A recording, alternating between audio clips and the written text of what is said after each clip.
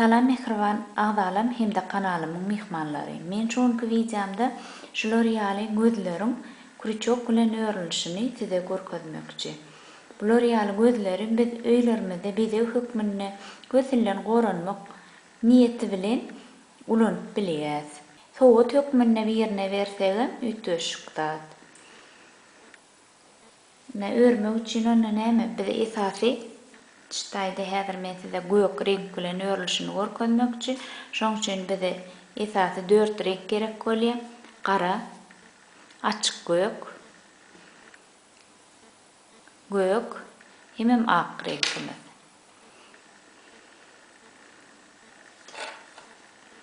Ilki bilen biz qara sapağymyzy alýas.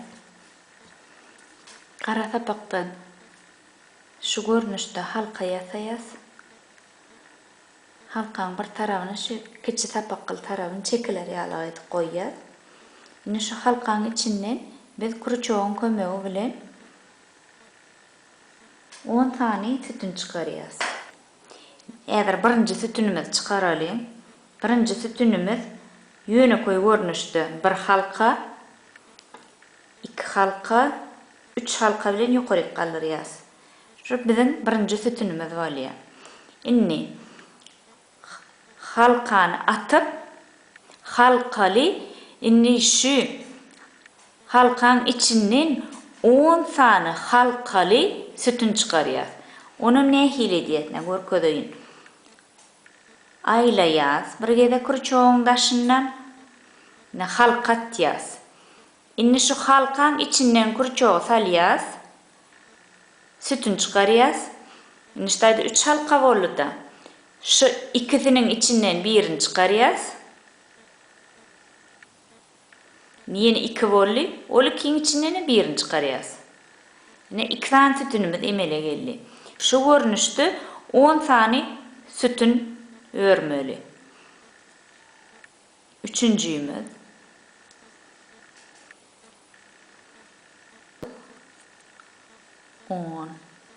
10 sany sütünimizi ördük.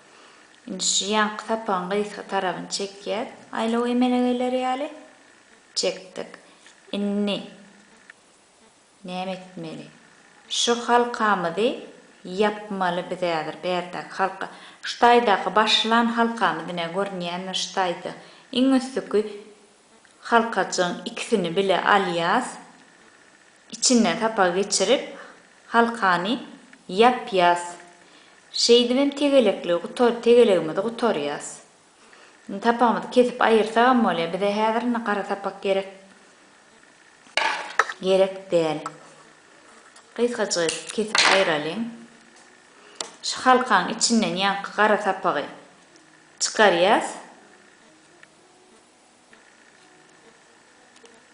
Çekýäs. Bu sapak duruversin. Bize pesgel berip durmaz. Ýönene şu başdaky halkany çekip ştaýyny gatyjy edip döwýäs. Giňelip zadymyz halkamyz açylyp durmaz ýaly. Bir sapar döwýäs.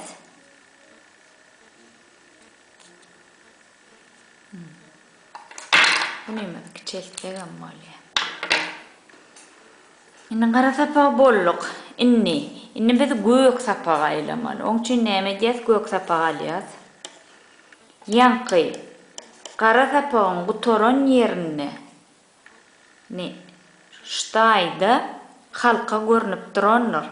Ine edil düýbünni şo taýdan kurçogy salýas. Göýük sapagymyzy çykaryp 3 sany halkany ýokary galdyrýas. Birinci halka, 2, 3. Inni biz şu bizim birinci sütünimiz bolýar. Inni şol ýanky sütüniň çykan ýerinden ýene-de 2 sany sütün çykarmaly. Halkaly sütün çykarmaly. Halkasyny atýas. Sütünimizi çykarýas. Ne 2 sütün boldy. Ne birinji, ikinji, inni 3.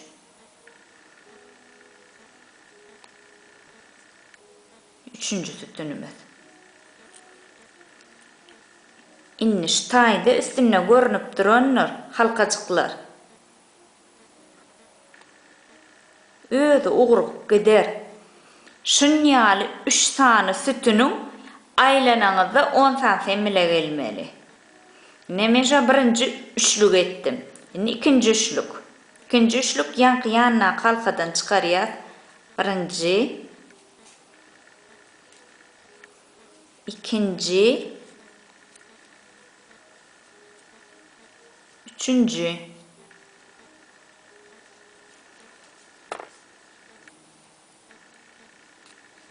Indi şunýaly sütünlüň 10 sany bolmaly ştaýda.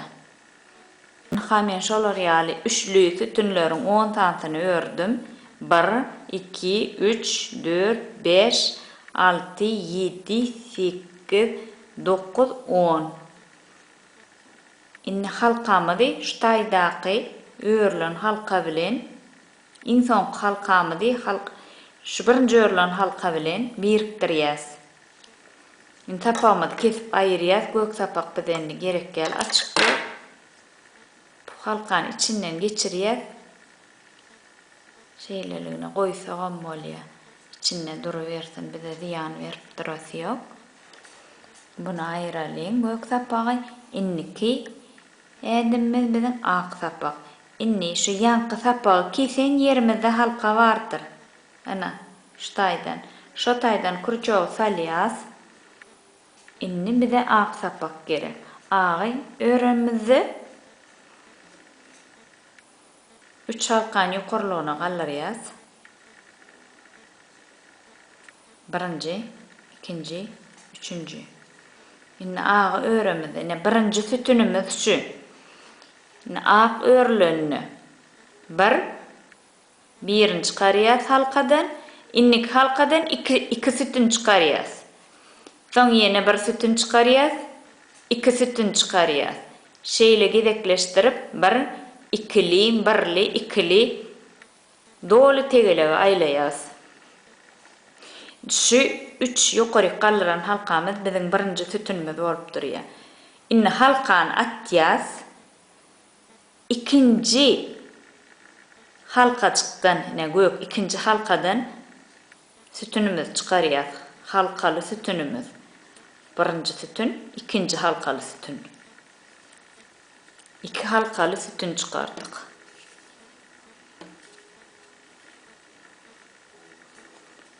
Inni bir halkaly sütün çykarýas. Inni 2 halkaly sütün çykarýas. Ştaýda özler saç örümýäli bolup gidip duranlar şolardan alıp çykaryp örü bermeli. Birli, ikili. Tegelegimiziň soňuna çenli. Agy renkimiziň hem soňuna geldik. Ştaýda bir bilen başlany bolsak, bir sütün bilen başlany bolsak, 2 sütün bilen gutarýar. Iň ýokarky halkadan kurçawymyzy salyp, halka çykaryp, soňky halka bilen birikdirip sapamyzy kesýär. Sapagy şu halkanyň içinden çykaryp goýsak bolýar. Ýygyna geçirip duruversin şo taýda. Soň bu sapaklar öz aralaryna dugurs, onuň içinde duruverer. Inni insonky gök renkimize geçýäs. Şu ýanky sapagyň gutaran ýerine halka bar düýbünni. Şo halkadan birinji sütünimizi çykarýas. 3 halka ýokarlygyna. 1, 2, 3. 3. Şu biziň birinji sütünimiz bolýar. Indi biz bu setirde 4 sany bir sütün gidýär. Halka atýas. 4 etýäs. 4 sanyny örýäs. 2 sany boldy. Üçüncü. Dördüncü. Indi dördüncüni öğrenmeden soň şu 5-nji halkadan 2 sütün çykarýas. 1, 2. bir halkadan 2 sütün çıkarıyor. Yeni de yankıyal 4 santini örüyez. 5. halkadan 2 sütün çıkarıyız. 4 santini örüyez. 5. halkadan 2 sütün çıkarıyız. Men şu L'Oreal yönükücü görünüşde elle çektim. Videomun sonunu şu schemani koyuyorum şuna göre görüp bilirsiniz.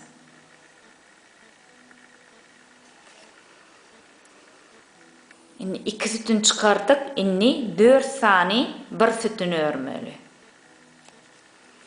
Şeydi ve müşterilerimizin sonuna varıyız. Gök sapağımızın sonuna geldik. Ştayda 1 sütünlü 4'ten başlanırsak sonunu ştayda 2 sütünü orkutorya. Inni şu halkamızı yapmak için şu baştaki halkalan yukarısının akısından kurçağı salyaz, sapağı çıkarıyaz. Bu halkanın içinden çıkarıyaz. Inni biz şu L'Oreal'i gözü dokumak için 2 sani 2 taraflayınna. Şoň üçin şu L'Oreal tegeliğin 2 sansini örmeli. Men ýa örüp goýupdym. Inni şu tegeliği bir-birine bakdyryp ýaňky tegeliğin soňly gutoran ýerine deňçe goýup tegeliğin daşyndan örüp şu 2 tegeliği birikdirmeli. Oň üçin biz näme edýär? Tegeliğin ştaýda görnüp duranlar halkacıklar daşky halkasından alýas. Birinji tegeliğimizi, ikinji tegeliğini daşky halkasından alýas. Şonu içki halkalar şular ýaly ýol bolup çykalar.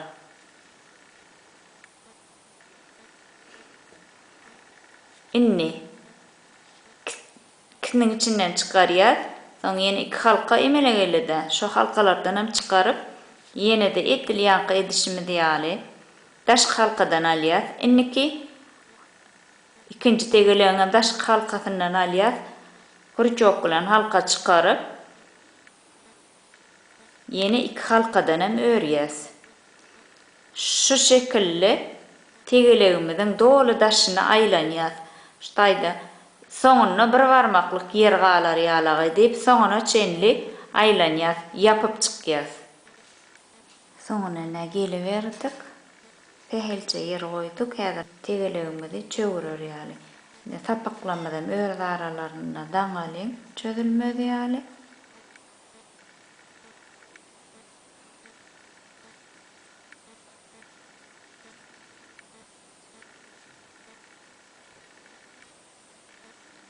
İçinde duraversen o sapaklar ziyan eden o. Şimdi biz şu tegeliğimizi çöwürmeli.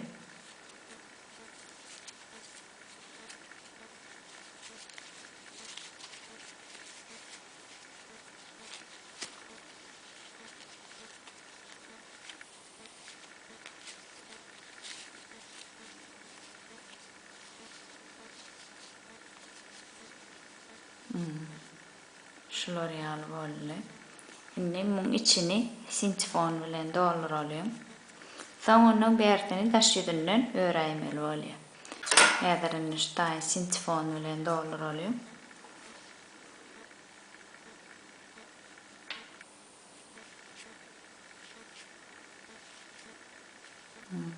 Sintifon bilen doldurduk. Şimdi bertini tüdü tarafından örüp yapalım. Yankıyal halkalyaz.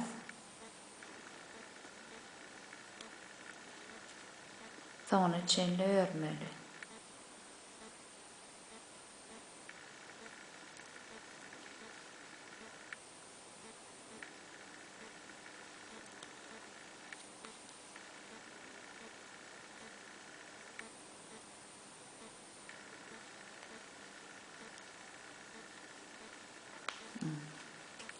Soňladyk.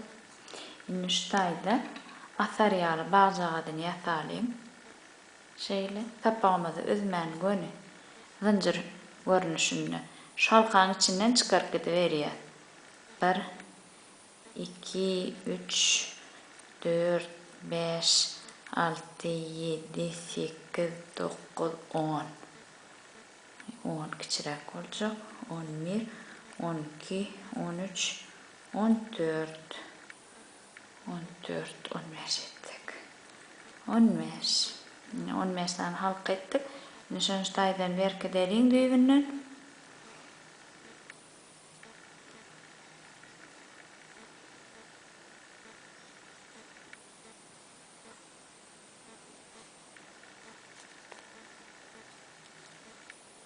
Tapağımızı ödeyek, kesiyek. Sonra hazır onu içine gidirir. Billermedi. Hani balcağıdan yasadık. Tapağımızı içine gidirelim.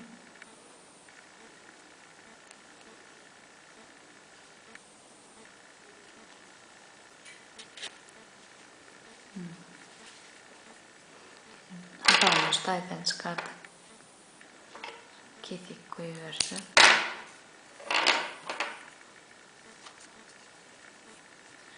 Yine tegileğimiz bollu. İnne şu tegileğimizin aşağı bağını örmeli. İyi kotodunu yatamalı. Hazır aşağı bağını örelim. Şu yukarıkıyın denginin aşağıdan bir halka alıyız. Gün denginden. Şu taydan yank kurçağın kömeğiyle halka çıkarıyız. 15 tane halkanı örüyoruz. Yine şu yank halkalı yerimizden halka alıyız.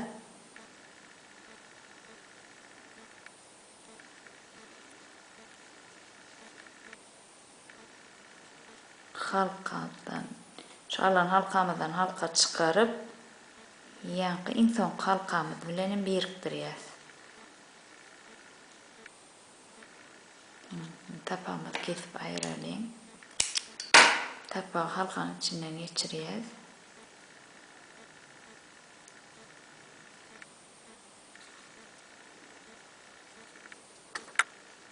Hazır ikisini bir yerde doğrayalım. Doğrayıp tapakları içine geçireyim oluyoruz. Doğradık tapaklarını içine yitirip koyuverelim.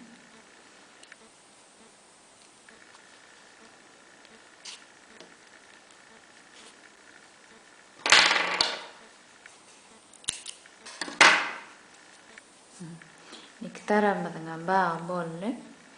Kotodunu naksap gözümüz tayar. Yani kotodundan yasalışını orkodayın size. Meni ilime şeyle sarayan göz çeni bilen nedir neçe saradım kamş kotodlara sanamadım göz çeni bilen ettim. Hazır men sanayın hemen size takip olur yani. 1 2 3 4 5 6 7 50 50 gedek daha aylamasak kotodumuz küçürek oldu. 50'mi de mazrak 51 52 53 54 55 56 57 58 59 60 59 diye işte kesip ayıralım. Bir karşıya tapağı alıyoruz. Şu yankı alan taran halkamızın yukarı başından dangalım.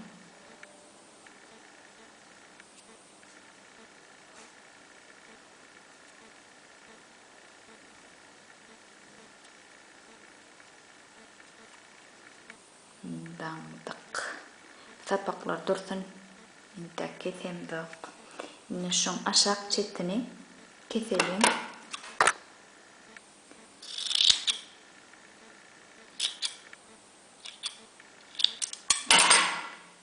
Yine şeyle kestik. Hazır bersin kesip odanlar. Yine de bir karşıya alarak tapak alalım.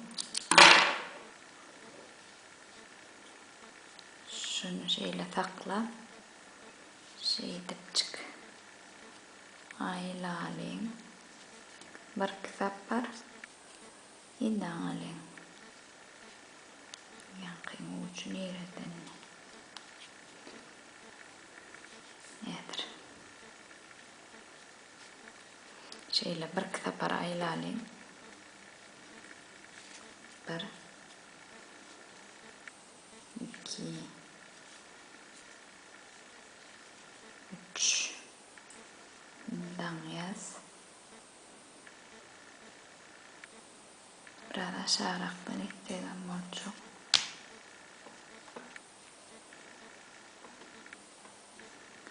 Alayım. Bir kitap var.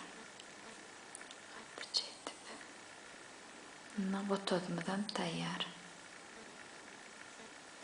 Bu tozumuzdan aşağını bir neme oğudunlasağım oluyor. Dinle.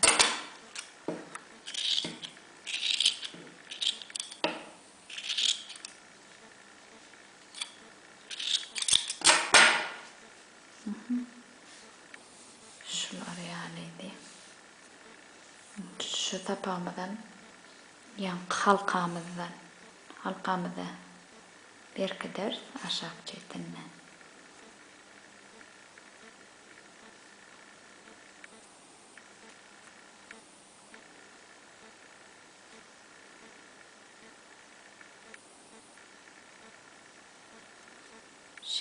Dağılayım. Hatta bir küvedek geçirip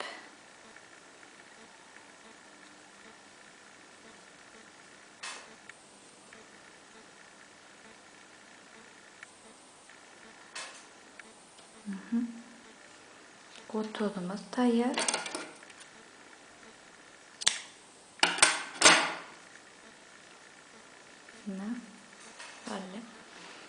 Neşler yani mehriban azalım. Halan olsanız videoma like koyun.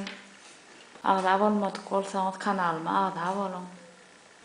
Yine de ne bilen zatlam olsa yoş videolar düşürüm size yetirim. İnniki videolarda görüşençek hoş olun.